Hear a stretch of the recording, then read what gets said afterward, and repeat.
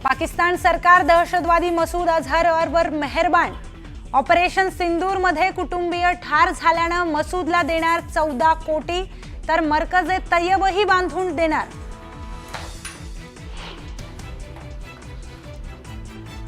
जम्मू काश्मीरच्या शोपियानमध्ये मोठा शस्त्रसाठा जप्त, AK-47, हँड ग्रेनेड आणि मोठ्या प्रमाणात जिवंत काडतुस जप्त। मंगळवारी 3 दहशतवाद्यांना कंठस्नान घालण्यात भारताला यश। केंद्रीय मंत्रिमंडळाची बैठक संपली। मंत्रिमंडळ बैठकीत घेण्यात आलेल्या निर्णयाची माहिती देण्यासंदर्भात दुपारी 3 वाजता होईल पत्रकार परिषद।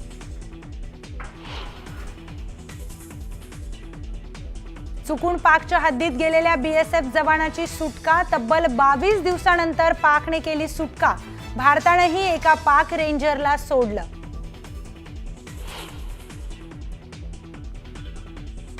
दोन्ही राष्ट्रवादी पक्ष विलीनीकरणावर सध्या तरी चर्चा नाही, कोणताच प्रस्ताव नसल्याचा चर्चेचा विषय नाही।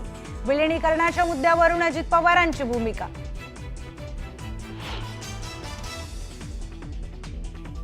तेजस्वी घोसाळकरांनी घेतली उद्धव ठाकरेंची भेट। सध्या दुसऱ्या कोणत्याच पक्षात जाण्याचा विचार नाही।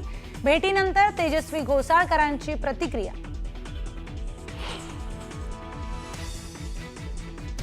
दहिसर ते भाईंदर मेट्रो लवकरच सेवेत। मुख्यमंत्री फडणवीस आणि दोन्ही उपमुख्यमंत्र्यांच्या उपस्थितीत मेट्रोची ट्रायल रन।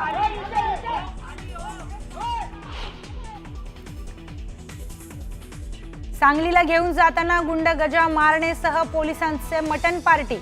1 पोलीस अधिकाऱ्यांसह कर्मचाऱ्यांवर निलंबनाची कारवाई। भेटायला आलेल्या 3घांवर गुन्हे दाखल।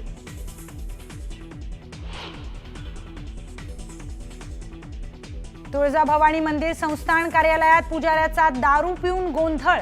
मंदिराच्या कार्यालयाची तोडफोड। मंदिर प्रशासनाकडून कारणे दाखवा नोटीस।